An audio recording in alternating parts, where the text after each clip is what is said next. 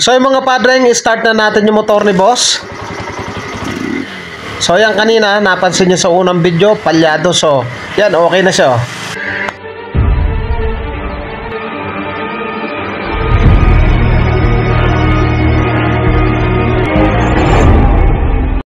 Kumusta kayo mga padreng at welcome back na naman sa ating channel, Rouser135. Ang issue ng motor ni boss, palyado daw pag umaandar.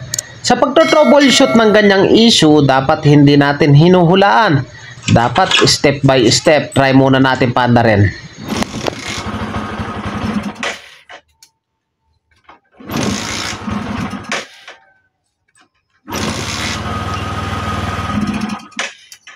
At ayun na nga mga padreng, palyado nga yung motor ni boss. So, ang una natin ginagawa dyan, syempre, dito yung kanyang high tension wire, check natin kung corrosion. Tanggalin lang natin yung kanyang kopa, yung spark plug cap. So, pagkatanggal yan, i-check natin yung kanyang high tension wire, dapat hindi siya corrosion. So, nakikita ko rito, nagbe-berde.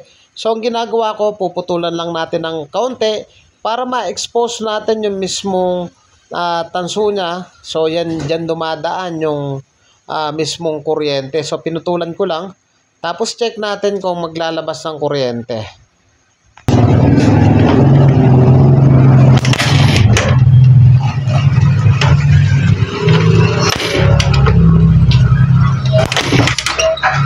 At sa pagkakataong yung mga padreng, malakas yung kanyang kuryente. So check ko muna yung kanyang carburetor, minsan maluwag. So, malakas yung kuryente. Isunod natin dyan, syempre, yung kanyang spark plug kung nasa mabuti pang kalagayan o good na good. At sa pagkakataong yung mga padreng, pudpud na yung dulo.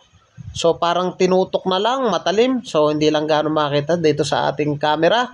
O, dapat to mapalitan ng panibago dahil talagang hindi na uubra to. So, papalitan natin yan. At lumipat naman tayo sa kabila, same procedure, tanggalin lang natin yung kanyang spark plug cap, i-check natin yung kanyang high tension wire kung corrosion, at sa pagkakataong yan, putulan natin yung dulo para ma-expose natin yung kanyang pinaka wire. Tapos syempre, tanggalin na rin natin yung kanyang spark plug kung palitin na ba yan o hindi. Check na muna natin yung kanyang high tension wire kung naglalabas ng kuryente.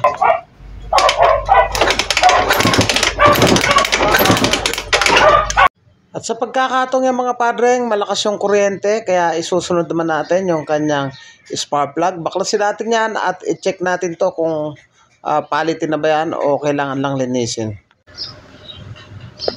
At sa pagkakataong yung mga padreng, napansin ko, palitin na rin yung kanyang spark plug dito sa left side. So, halos itinutok na lang, same din dun sa kanan. So, itong spark plug na to, papalitan natin yan, yung dalawa na yan.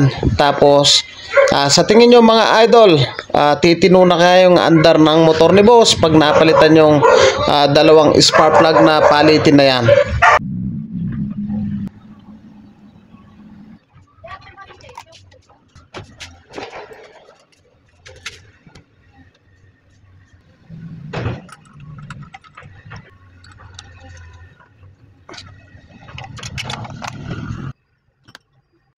So ayan, try na natin start.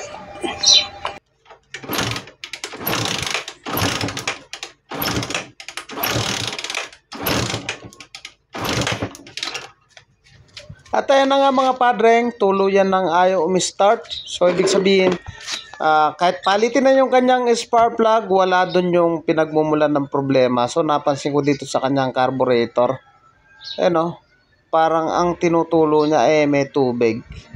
So napansin ko. So buksan na muna natin yung kanyang airbox. Check natin yung kanyang filter. Tapos syempre yung kanyang carburetor din, lilinisin natin yan. So possible na marumi yan. So dito sa kanyang airbox, yung foam nyo, mga durog na. So check natin, hilain natin to kung buo pa. Pero sa tingin ko, ayan o, naubos na mga idol.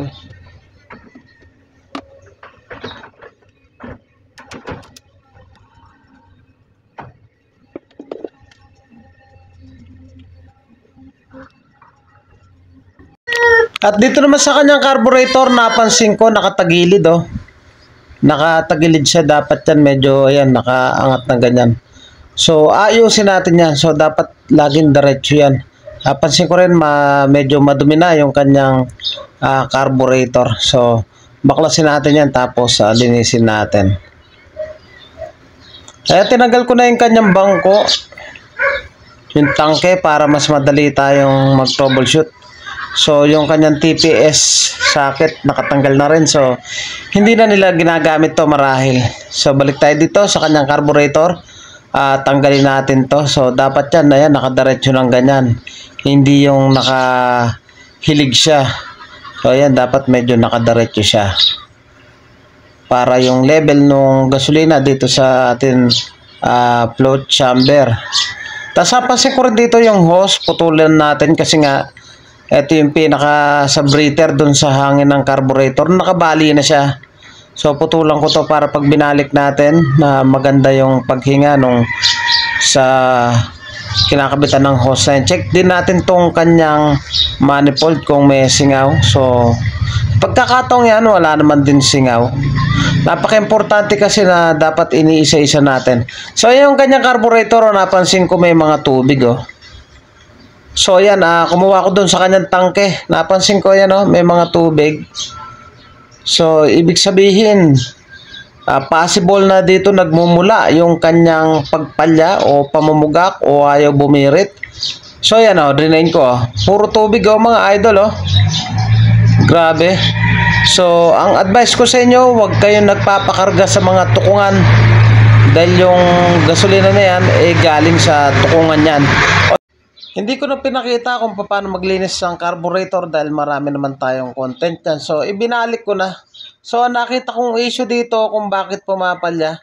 Punong-puno ng tubig yung kanyang tangke dahil nga yung may-ari sa tukungan lang papagas. So ayan, naipantay ko na rin yung kanyang carburetor. So ngayon, ang gagawin ko rito, kukuha muna tayo ng gas. Ayan, kumuha ko ng gas, linagay ko rito sa bote. Galing dun yan sa motor ko. Tapos ayan, try nating paandarin kung magiging maganda na yung andar ng motor na to. So iyon natin, tsaka natin padyakan.